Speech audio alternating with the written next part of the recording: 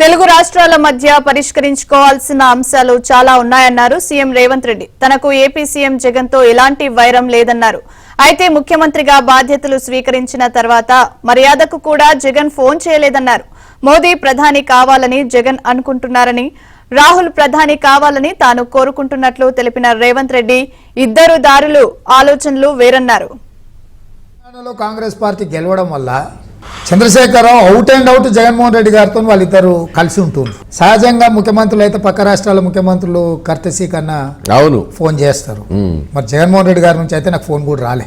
సహజంగా మేమిద్దరం కూర్చొని పరిష్కరించుకోవాల్సిన సమస్యలు ఉన్నాయి కదా. తెలంగాణలో కాంగ్రెస్ బతకనే బతకదు, అయిపోయింది, తుడిచేసింది అన్నారు కదా. ఆ పరిస్థితి వచ్చినప్పుడు అదునైనప్పుడు పంట వండేది ఎంతసేపు. నేను out and out Rahul Gandhi గారు ప్రధానమంత్రి కావాలనుకుంటున్నా, ఆయన out and out Narendra Modi ప్రధానమంత్రి ఉండాలని ఆయన కోరుకుంటున్నా. అవుట్ అండ్ అవుట్ నేను చంద్రశేఖరరావుని ఇక్కడ ఓడించాలని నేను కోరుకుంటున్నా. అవుట్ అండ్ అవుట్ ఇక్కడ చంద్రశేఖరరావు ఉండాలని జగన్మోహన్ రెడ్డి గారు కోరుకుంటున్నారు. సో ఇక్కడ మా యొక్క లక్ష్యమే విభిన్నంగా ఉంది కదా.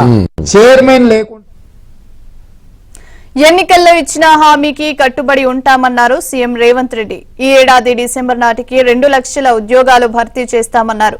టీఎస్పీఎస్సీని ప్రక్షాళన చేసే ప్రయత్నం చేస్తున్నామన్నారు.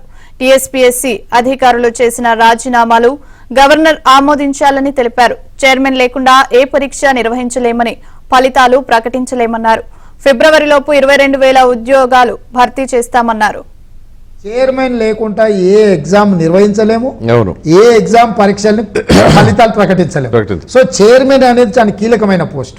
అందుకే ఈరోజు ఉదయమే మా అధికారులను పిలిపించి చీఫ్ సెక్రటరీని, పేషీలో ఉండే అధికారులను అందరినీ ఎగ్జామిన్ చేసి ఎంత వేగంగా అయితే అంత వేగంగా దీని ప్రక్రియ పూర్తి చేయాలా, నియామకాలు చేపట్టాలా.